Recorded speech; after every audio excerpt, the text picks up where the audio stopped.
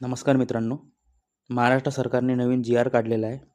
त्यामध्ये राज्यात विविध जिल्ह्यात जून 2025 ते ऑगस्ट 2025 या कालावधीत अतिवृष्टी व पूर यामुळे झालेल्या शेतपिकांच्या नुकसानापोटी बाधितांना मदत देण्याचे आवाहन राज्य सरकारने केलेले आहे. हे बघून घ्या, 23 सप्टेंबर 2025चं जी.आर. आहे. तर आपण आता पूर्ण जी.आर. वाचून घेऊ.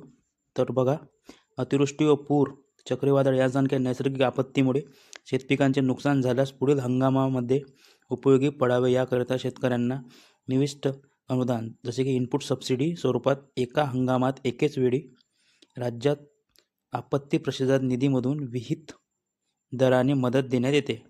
तसेच राज्य आपत्ती प्रतिसाद निधीच्या व इतर मान्य बाबींकरिता देखील विहित दराने मदत देण्यात येते. ठीक आहे. तर बघून घ्या, केंद्र शासनाने विहित केलेल्या 12 नैसर्गिक आपत्ती व्यतिरिक्त राज्य शासनाने दिनांक 30/1/2024 या रोजी अवेळी पाऊस, अतिवृष्टी, वीज कोसळणे, समुद्र उधाण व आकस्मिक आग, स्थानिक आपत्तीमध्ये बाधित होणाऱ्या नागरिकांना मदत देण्याचे धोरण निश्चित केले होते. तसेच 22/6/2023 च्या शासन निर्णयाने सततचा पाऊसही नैसर्गिक आपत्ती घोषित करण्यात आली आहे.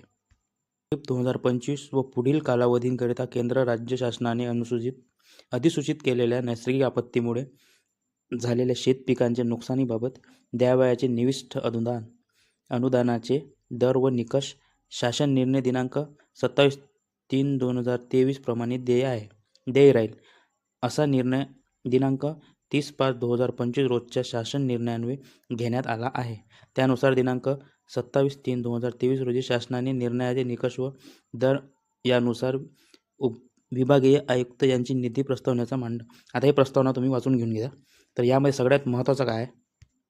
शासन निर्णय जून 2025 ते ऑगस्ट 2025 या कालावधीत राज्यात विविध जिल्ह्यात अतिवृष्टी व पूर यामुळे शेतपिकांच्या नुकसानीसाठी शेतकऱ्यांना मदत करण्यासाठी संदर्भाई क्रमांक 2 मध्ये शासन निर्णयान्वये निश्चित केलेल्या दरानुसार एकूण रुपये 1,339,49,25,000 फक्त इतका निधी वितरित करण्यास शासनाने मंजुरी दिलेली आहे.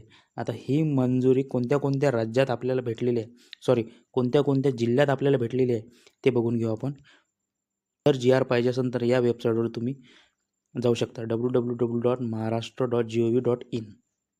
सर्वप्रथम अमरावती विभाग. तर यामध्ये अमरावती जुलै-ऑगस्टमध्ये किती शेतकरी बाधित झालेली संख्या, किती हेक्टर आहे आणि किती रुपये भेटणार आहे. त्यानंतर अकोला आहे, यवतमाळ आहे, बुलढाणा आहे आणि वाशिम आहे. तसेच ऑगस्टमध्ये यवतमाळ, बुलढाणा आणि वाशिम हे 3 जिल्हे आहे. गोंदिया आहे. जून-जुलैमध्ये भंडारा, गडचिरोली, वर्धा, नागपूर आणि पुणे विभागात आहे कोल्हापूर. हे असे बाधित क्षेत्र आहे. तसेच छत्रपती संभाजीनगरमध्ये आहे शिवाय आणि नाशिकमध्ये नाशिक, धुळे, नंदुरबार, जळगाव, अहिल्यानगर असे एकूण 1,49,25,000 रुपये देण्यात आलेले आहे. आता इथं बघा, बाधित शेतकरी त्यांना किती बाधित हेक्टर झालेले आहे आणि किती रुपये देण्यात आलेले आहे, किती कोटी देण्यात आलेले. सपोज की अमरावतीमध्ये 10,881 कोटी रुपये देण्यात आलेले आहे. यामध्ये जे पैसे आहे ते असे सूचित करण्यात आले की DBT पोर्टलद्वारे थेट तुमच्या बँक खात्यातनी हे वितरित करण्यात यावा. सोबतच प्रपत्रातील सर्व लाभार्थ्यांनी माहिती विहित नमुन्यात काळजीपूर्वक तयार करून संबंधित अधिकारी व संगणकीय प्रणालीवर भरून मान्यताबाबत नियमानुसार कारवाई करावी. म्हणजे तुमच्या अकाउंटमध्ये डायरेक्टच हे DBT थ्रू पैसे येणार आहे. तर आधार कार्ड लिंक असू द्या,